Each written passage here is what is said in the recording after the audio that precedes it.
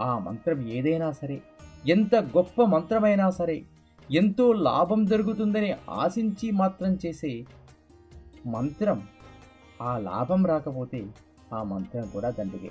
అందుకే ఇక్కడ స్వ నుంచి జీవ వరకు అంటే రజోగుణంలో ఉన్న జీవ లక్షణాలు అంటే జ్ఞాన క్రియాశక్తులు రెండు కలుస్తాయి.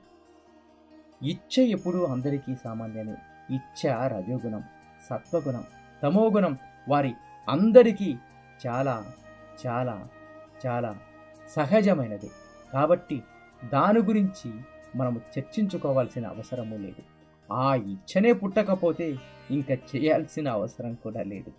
రజోగుణ మంత్రాలు ముఖ్యంగా తనకు ఎదుటివారికి మాత్రమే కాకుండా సంఘానికి పనికి వచ్చే మంత్రాలు. మంచి చెడులకు రెండిటికీ ఇవి పనికి వస్తాయి. ఇప్పుడు ఈ అభిచార ప్రక్రియ ఎవరితో ప్రయోగం చేస్తే వారితోనే ఆఖరి. వారు తిప్పి కుడితే వీళ్ళు నష్టపోవాలి. రజోగుణ మంత్రాలలో ఉన్న గొప్పదనం ఏమిటి అంటే సమూహం మీద, సంఘం మీద కూడా ప్రయోగం చేయవచ్చు. అది మంచి కోసం అయితే మంచి జరుగుతుంది, చెడు కోసం అయితే చెడు జరుగుతుంది. మంత్ర ప్రయోగం చేసే వారి యొక్క ఇచ్ఛాశక్తి లక్షణాన్ని బట్టి, జ్ఞానశక్తి యొక్క బలాన్ని బట్టి, క్రియాశక్తి యొక్క గుణాన్ని బట్టి ఫలితము ఉంటుంది.